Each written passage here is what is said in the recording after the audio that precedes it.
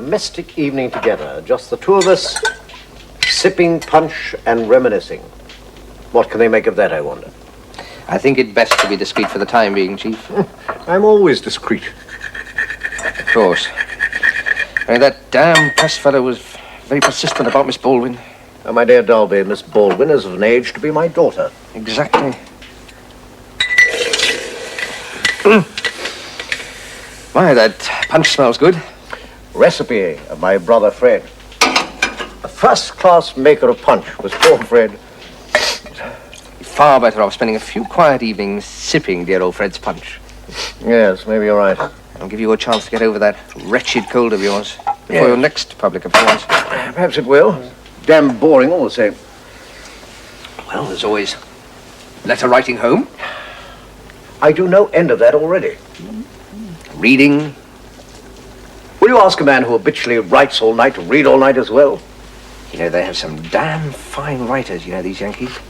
There's Bret Harte, Washington Irving, E.A. Poe. Have you read E.A. Poe? You keep you awake at night. Read him?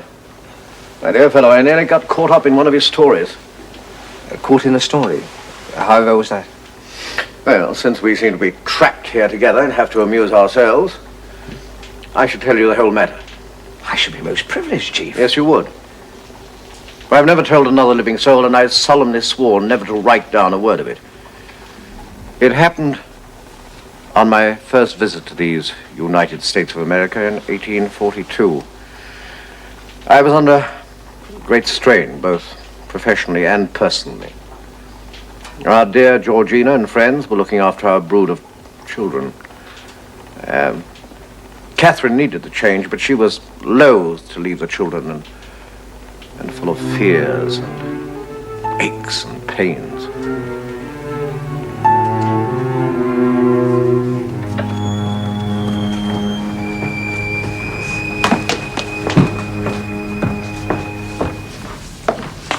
Good evening, Mr. Dickens, sir. Oh, there's the thing. Polite as anything, as Mr. Dickens, as a rule, always has a greeting. Would you please send the porter up to say that I have been waiting the entire evening? I hardly think so. You can see for yourself, some sort of tiff. Well, marriage is the same, I guess, whether you're a great man or not. Women will be women. I deeply relish your philosophy, sir, but would esteem it a great kindness if you would send the porter up to inform Mr. Dickens that Mr. Edgar Allan Poe is waiting on him. Don't rightly see I can do that, Mr. What'd you say your name was? I can't help it if I have a headache. I am not blaming you, my dear. You certainly look as if you are.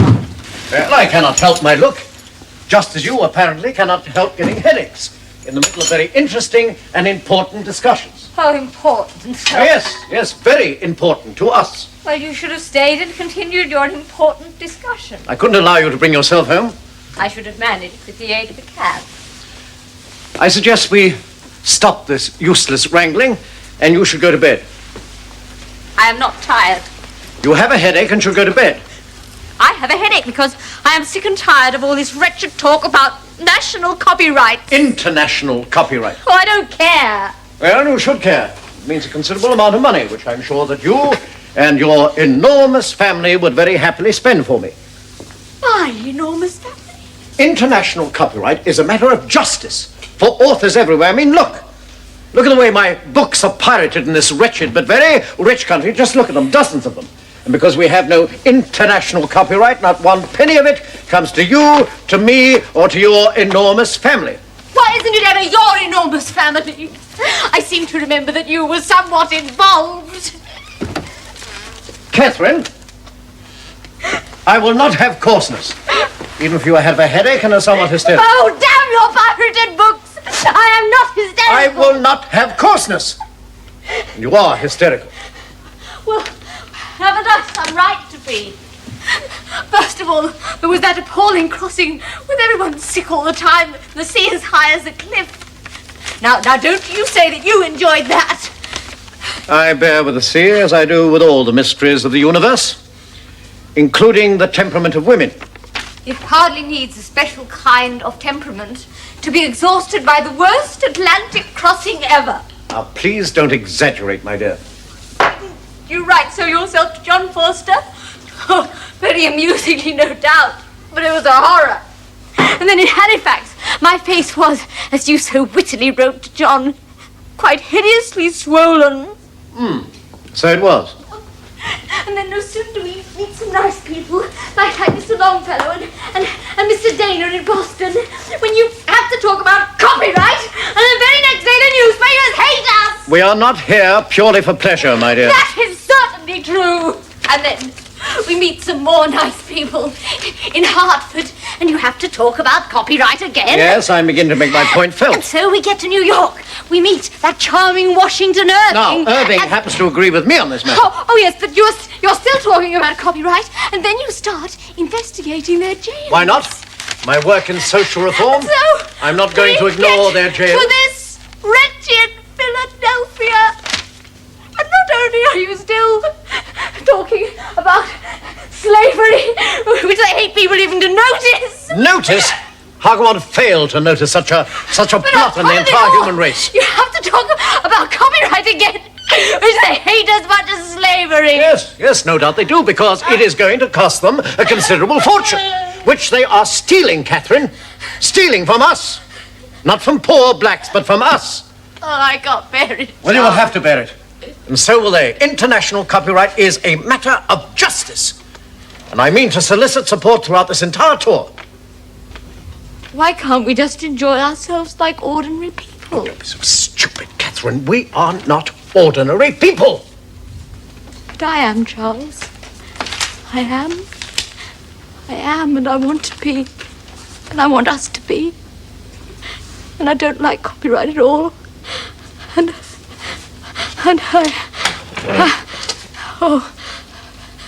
oh, please, Charles. All right. Come on up. Come on, up you come. You silly little mouse. Oh. Now, come on. I'll settle you down. You know, Charlie, I don't know that I am stupid. No, but don't even think about it. Now, come on, just lie down. I want you to relax, will you? Just relax completely. Are you going to mesmerize me? Yes, I think I'd better. Now, you completely relaxed? Yes, I'm ready to. Good. Now, just relax completely, will you? All right? And just concentrate. Concentrate. Now, your eyes are getting very, very heavy. Your eyelids are dropping. You can't keep them open. And you're beginning to feel very, very peaceful. You're going into a delicious, deep sleep. Deeper and deeper. Deeper and deeper. And you will sleep till I tell you to wake. Of course, so far as I'm concerned, you can sit there the whole of the night. But ain't you got a home to go to, friend? I mean, it's more than my job's worth to disturb a guest so important as your Mr. Dickens after he retired. I mean, think of the risk to me. Well, I guess it'd have to be worth $1 or $2, even $5. Certainly a couple. I have nothing for you of value, my friend. Except, perhaps, my autograph. Listen to that, then. Are you somebody, then, sir?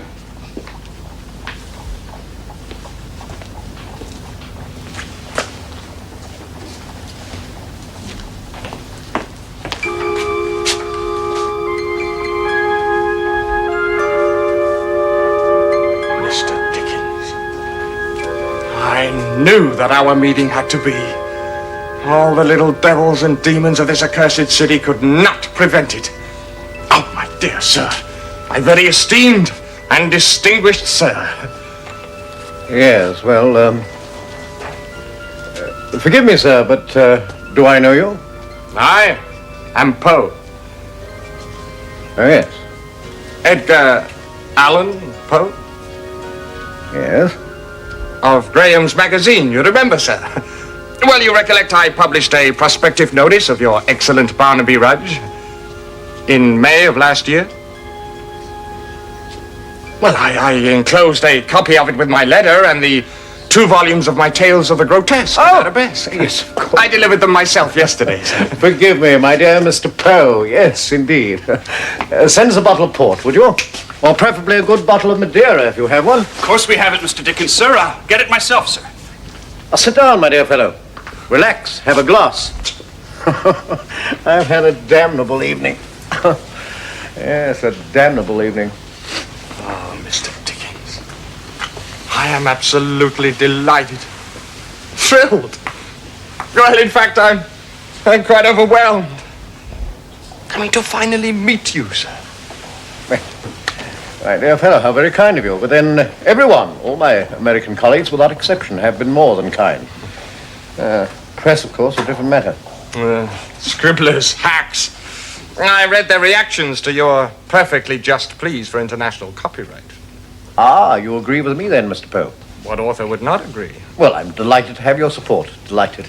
When I find an English publisher, as I am sure I will soon. Yes, of course you will. In fact, perhaps you might even yourself make some suggestion in that direction. Yes, well, we shall certainly have to think. Ah, yes, good. Here's our wine. I think you'll find this very much to your liking, Mr. Dickens, sir. The mayor himself drinks it. Oh. Excellent, thank you. Oh, Mr. Poe, I'm sorry. I trust that Madeira is to your liking. I own I have a weakness for it. It's of no matter to me, sir. I don't partake.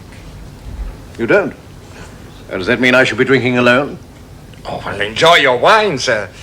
And allow me to enjoy the fine bouquet of your company and conversation. Well, forgive me if I do partake. Sometimes I'm afraid even a little excessively. Oh, God, it has been a damnable evening. Yes, I saw you enter. Ah. With Mrs. Dickens. She seemed a little put out. Yes, well, you noticed that, did you? I simply observed the lady walked with a certain distress. Ah, you are keen, sir. Well, observation of the dispositions of people as betrayed by their walk and posture is of particular interest to me. Oh, yes, of course. Well, it would be. I believe development of the powers of deduction is a prime requisite of the author. Yes, of course. In my prospective notice of your Barnaby Rudge, published in the Philadelphia Saturday Evening Post, May 1st, 1841. May 1st. Really, was it indeed? May 1st, 1841, you note. And your novel began in number 46 of Master Humphrey's Clock, published February 13, 1841. Good Lord. Do you know, your recollection of detail is far keener than my own. Do you know, I can never remember dates. The dates are of fundamental importance, Mr. Dickens, for they prove my claim. Claim? That having read only 7 pages of your story, I was able to deduce the essential developments of its plot. Are you really? Good Lord, I do congratulate you. See, the truth is, Mr. Poe, that I myself had no idea in which direction the story was moving me. Yes, I believe you, Mr. Dickens. But surely this prediction of mine came to your attention. No, forgive me, Mr. Poe. I was not aware of your remarkable prediction. But it was reported that you had read my prediction and exclaimed, quote, "The man must be a devil," unquote. Oh, good Lord. Of course I... Mr. Poe, you've been one of my keenest supporters in America ever since the earliest days. Indeed I have. Yes, indeed, since the publication of those pirated sketches by Buzz under the title... Watkins, Tottle, and Other Sketches. Pirated. I wrote, quote, that in regard to their author, we know nothing more than that he is a far more pungent, more witty, and better disciplined writer of sly sketches than 9/10 of the magazine writers of Greater Britain. Unquote. You know, your memory, your recollection is quite singular, Mr. Poe. I congratulate you. Further, quote, the Black Veil is distinguished in character from all the rest. An act of stirring tragedy evincing lofty powers in the rider. Unquote? Unquote. Oh, that piece I believe to be one of your greatest. Oh, well, my dear fellow, what can I say except thank you. Thank you 1,000 times. Look, please, now, look, I'm going to insist, I beg of you. One small glass of Madeira to celebrate our meeting. Well, it has been an honor for me, Mr. Dickens, to bring what powers I have to the critical evaluation of your work. So I will perhaps take the smallest glass with you. Oh, well, my dear fellow, I'm delighted. Enough! Enough. Oh, well, as you please. Now, shall we drink a toast? Oh, to whatever you please, sir. To one another. To Charles Dickens, the inimitable. Oh, thank you. Well, to my very good friend and colleague, Edgar Allan Poe. Indeed, yes. The extraordinary Mr. Poe.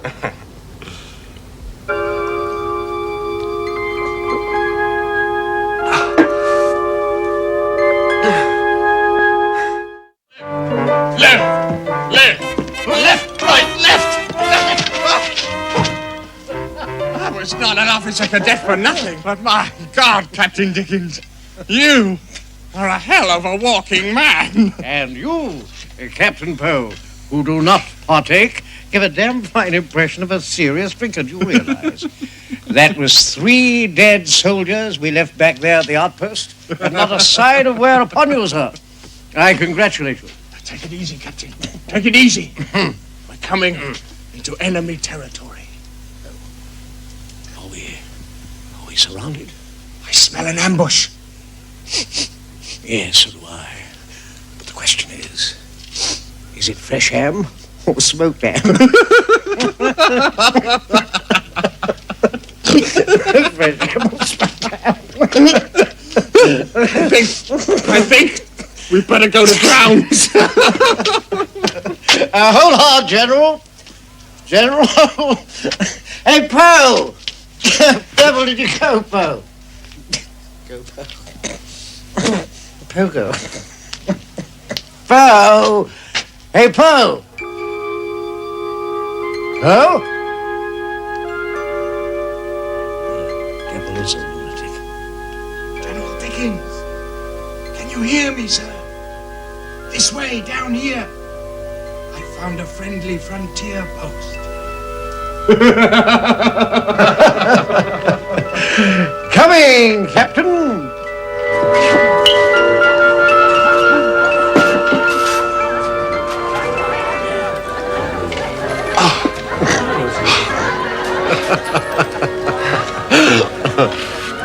The true soured blood of this bloody sour country, where men stand up and take their medicine like the brutes they are. Well, if you say so. It seems to me, Mr. Poe, you're not entirely enamored of this great country of yours. Excuse me, sir. I'm a patriot. Oh, beg your pardon. I loathe, detest, and condemn the miserable Yankee. They sell our traditions down the river while smuggling our Negroes. It seems to me I've already visited this argument once tonight and lost a wife in the process. I'm not going to argue with you, Mr. Poe. I enjoy your company too much. To the United States of America. With all my heart. Is there something wrong with our national drink, Mr. Dickens? Do you class it with our jails and slaves and other great institutions? But I'm sure it all finds the same spot in the end. Your health, Mr. Poe. Damn my health. I think only of my country, sir. And of that divine creature whose least glance is a bayonet in my vitals. Bayonet, sir. What? Do me the courtesy, sir, not to pry into the intimate details of my life. I warn you, you will find there such horrors and mysteries as will turn your hair white this night. Forgive me, Mr. Poe. I had no intention of prying.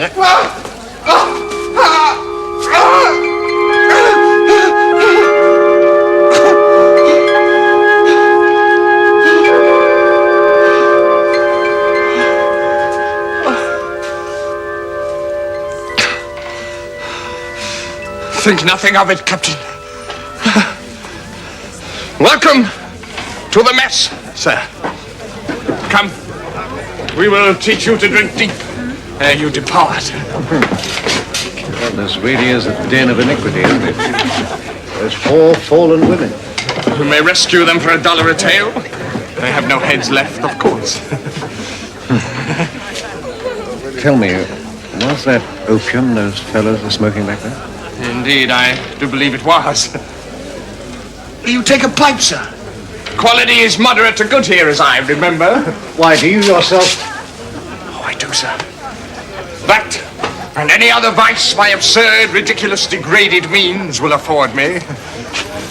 You see, I am a miserable, decayed dog, Mr. Dickens. But a genius, sir. An authentic and rare genius, as I will prove to you before you leave our cursed city. Yes, I'm sure you will.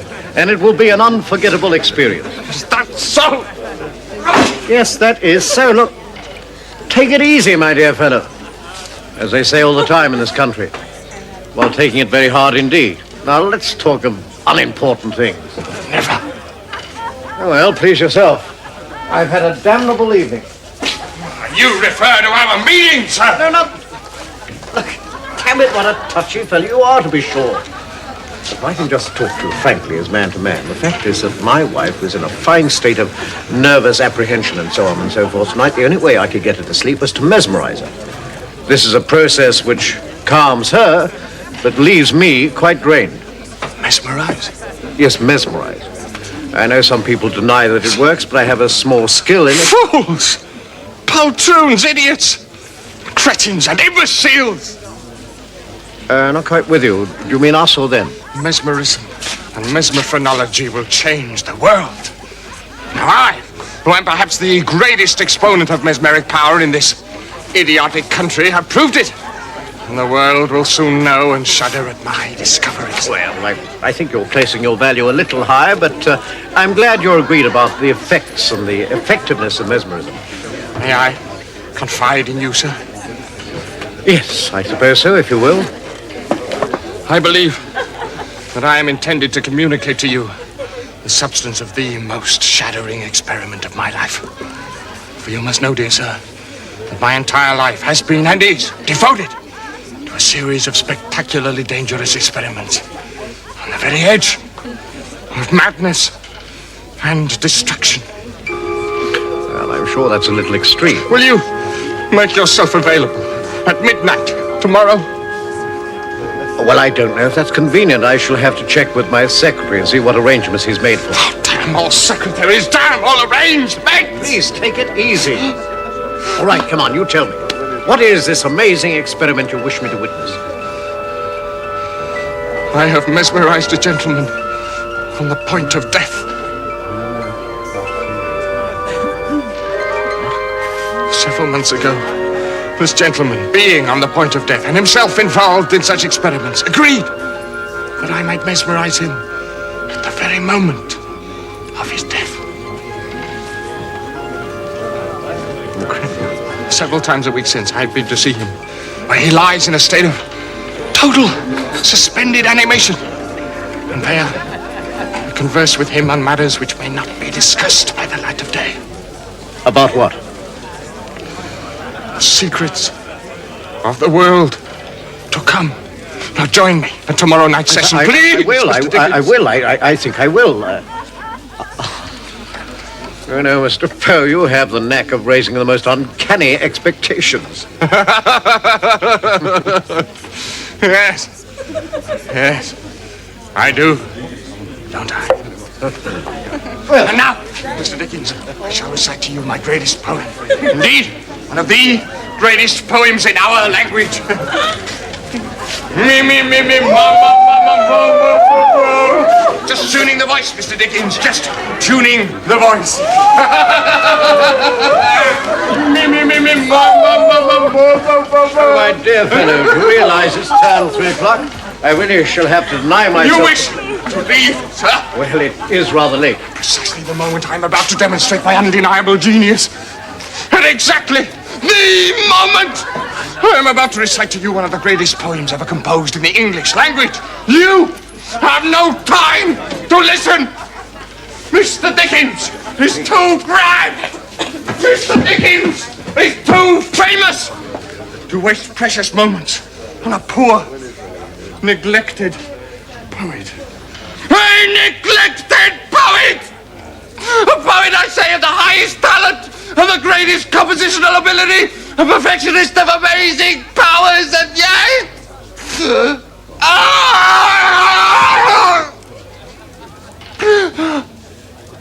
neglected, ignored, left to starve.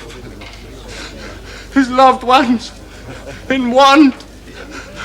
Oh, my dearest Eleonora, forgive me.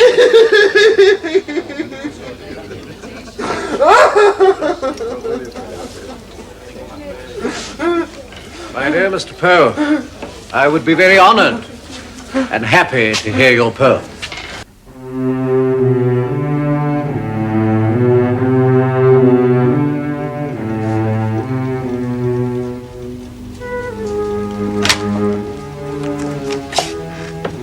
Oh, my dear. Have you been for one of your early morning mad walks? Could put it that way. That's right, dear. You always feel better after violent exercise. I feel better.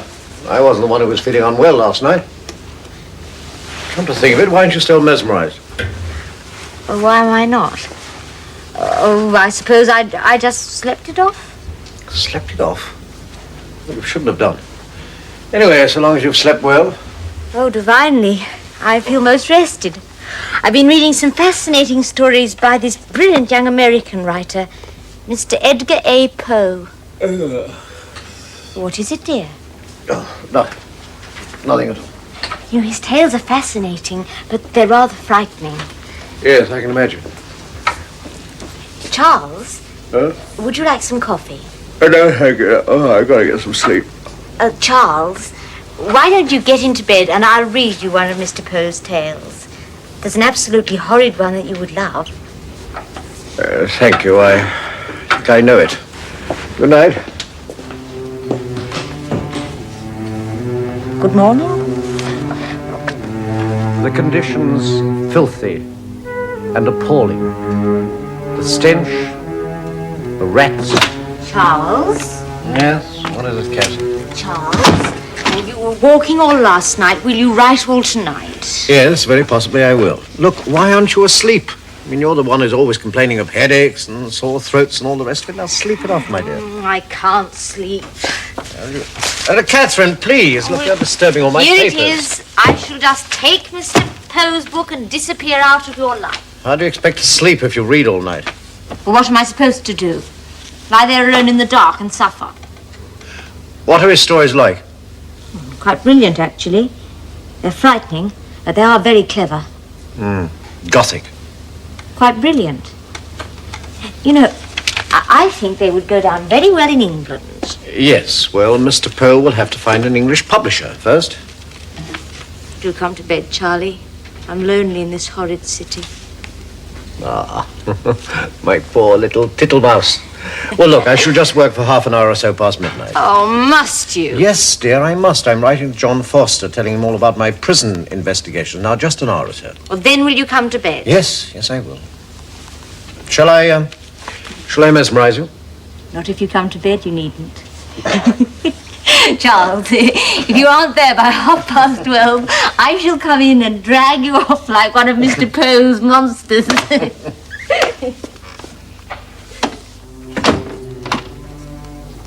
The cell's profoundly dark, and so offensive and disgusting that you couldn't bear the stench. A man died in there recently and was, within an hour, half-eaten by rats.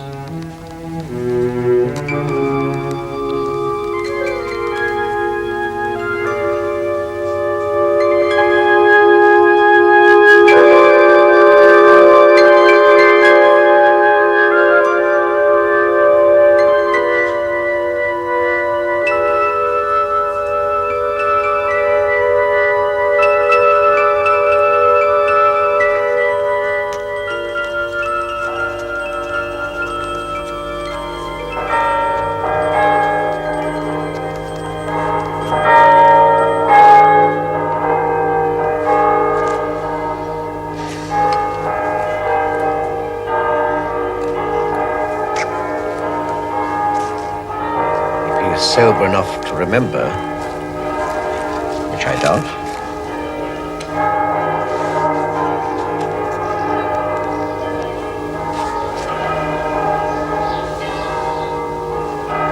Oh, damn the fellow.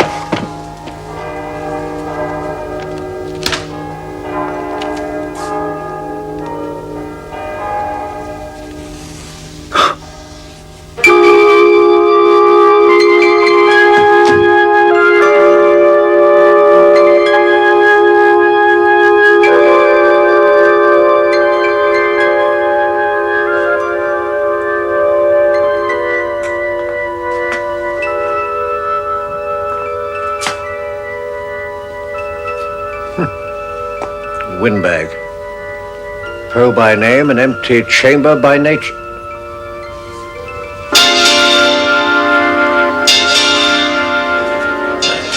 Damn the fella. Hey-ho.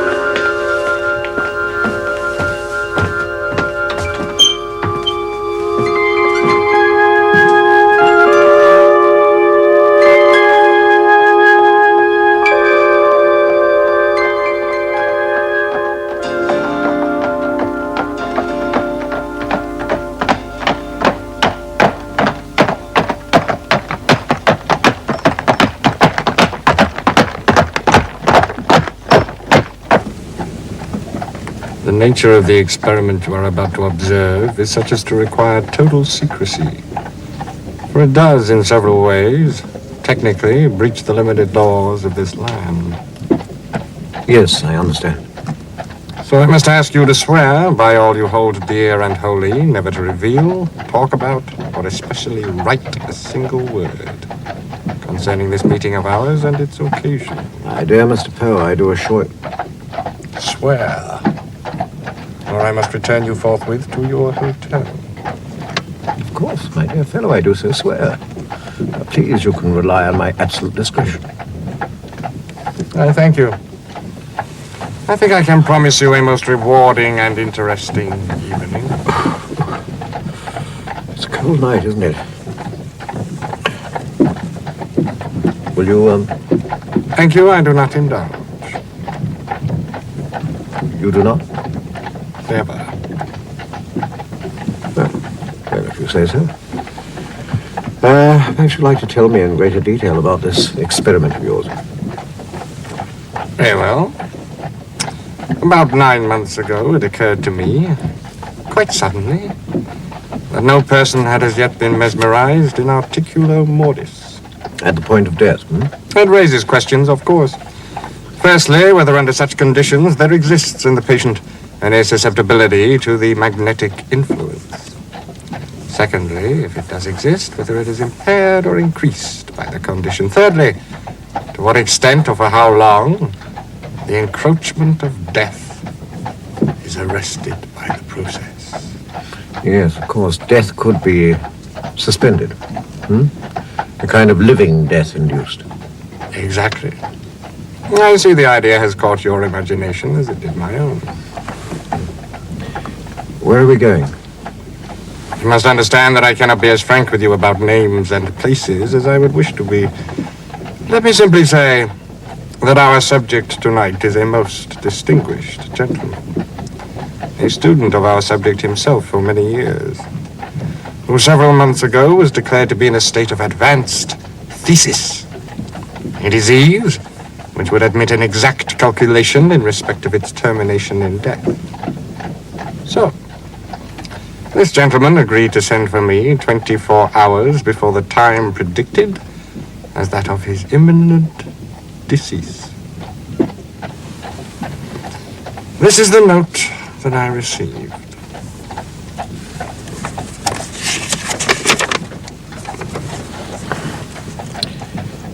My dear Poe, you may as well come at once.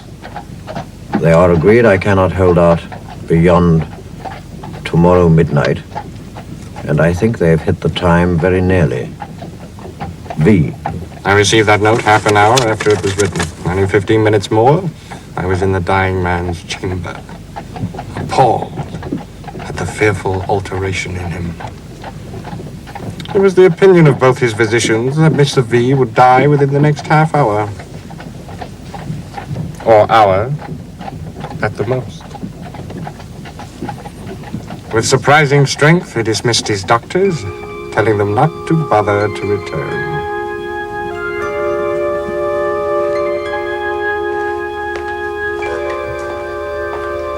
You wish to continue? Yes. But I fear you have deferred it too long. Let us see.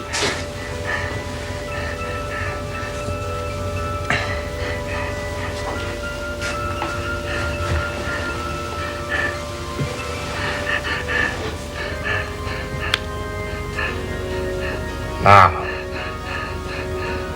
you will sleep. You will sleep. Peacefully.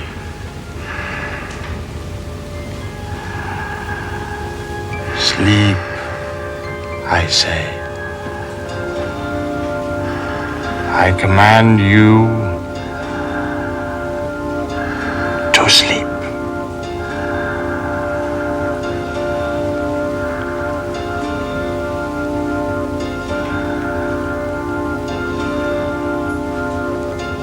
Are you still with me?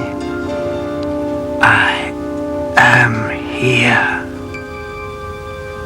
Sleep then. Sleep peacefully. His pulse was imperceptible. Breathing barely noticeable. This condition continued for a quarter of an hour when a very deep sigh escaped him. His extremities were of an icy coldness. The subject was in a state of mesmeric trance. It's incredible. Thus I left him for some time, between two worlds, a sleeping death. Did you question him? Oh, yes, I questioned him. After a few routine exercises, I spoke to the subject thus.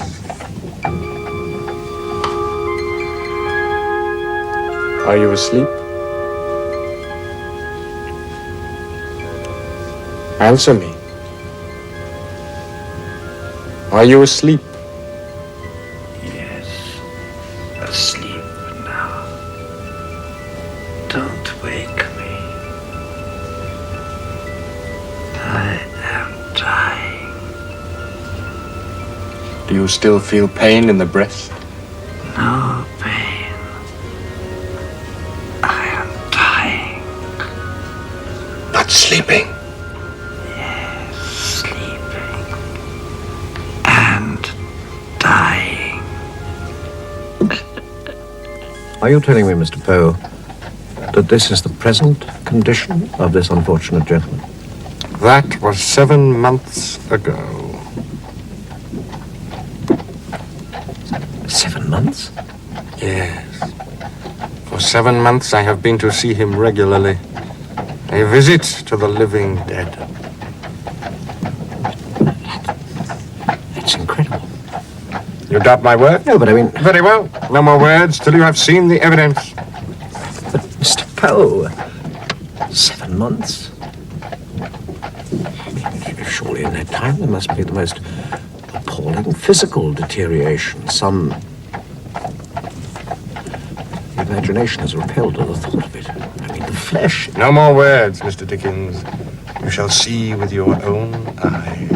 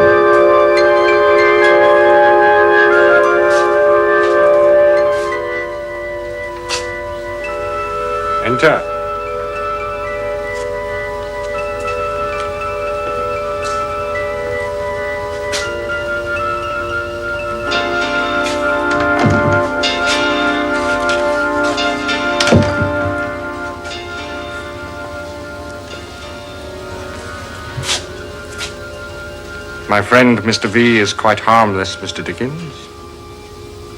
Come. Let me introduce you.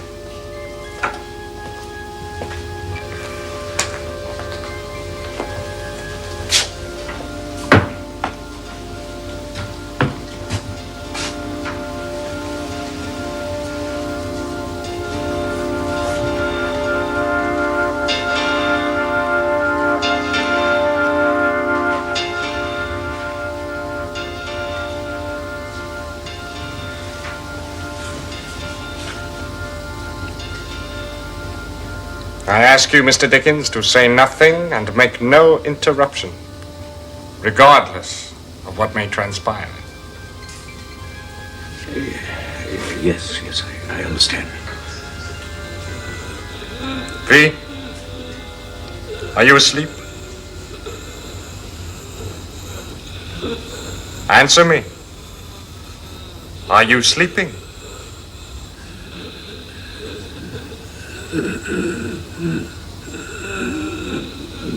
No. What do you mean?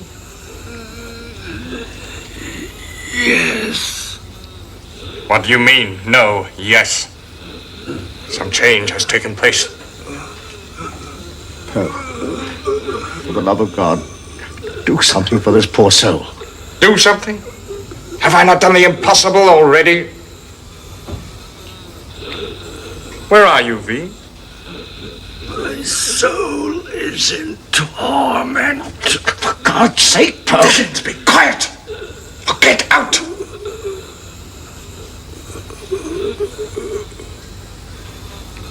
Where is your soul? Pain. Pain. But your body is here. The corporeal you is here. Sleeping. Yes, yes. The body, then, is merely a receptacle? Shroud. What? Shroud. I do not understand you. The shroud of the soul. Where is your soul now? I cannot say. You must. I command you. You command only my body, not my soul. Release him, Poe. V, you will provide me with clear evidence that there is a life beyond the material world. I am dead. Not yet. You still sleep. I have been sleeping, but now I am dead. No! I command you! For God's sake, Poe!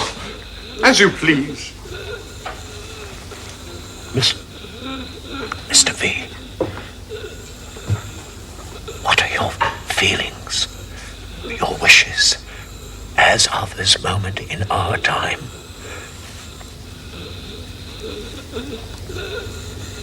For God's sake, put me to sleep.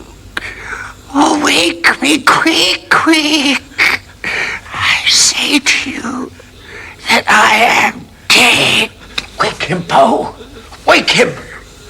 Wake, V. I command you to wake. Dead. Wake! Dead. Wake! Dead. Awake!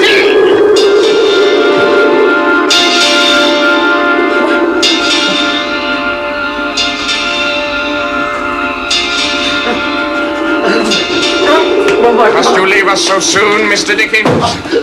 No doubt you have many more important appointments. This is the one we all keep in the end, Mr. Dickens. Ointment with the worm.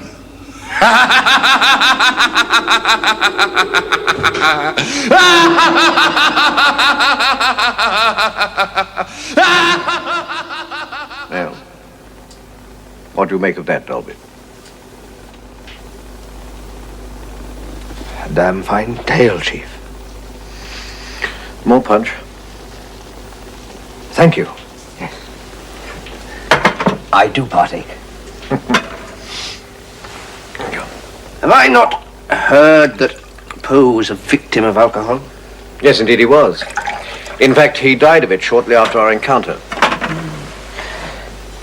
He seems to have been a remarkable man. Indeed. Great turn for the dramatic.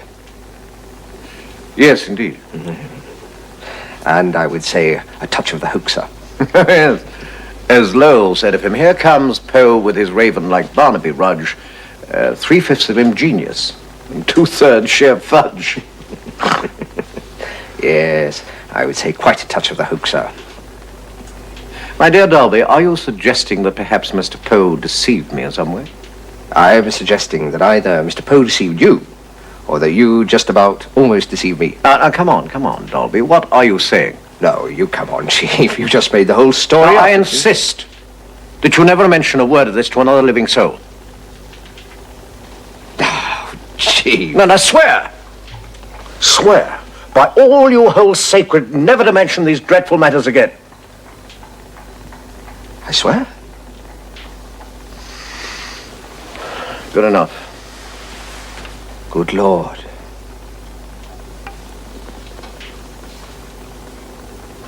Chief. Yes, Dolby? Did I ever tell you about the time that I was traveling in New England and I ran into this very, very old fellow with a very, very long beard who had apparently been sleeping for a very, very long time in a very, very deep cave? No, I don't think you did. Winkle, his name was. Rip Van Winkle. Van Winkle?